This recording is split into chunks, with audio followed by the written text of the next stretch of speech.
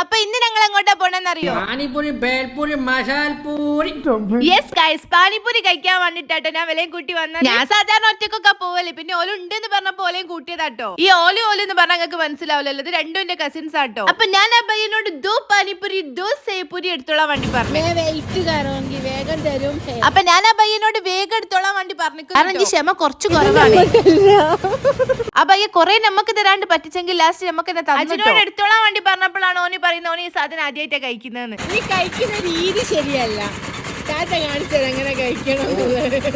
ഇങ്ങനെ ആക്രാന്തം കാട്ടാതെ മകളെ, മെല്ലത്തിന്റെ മകളെ.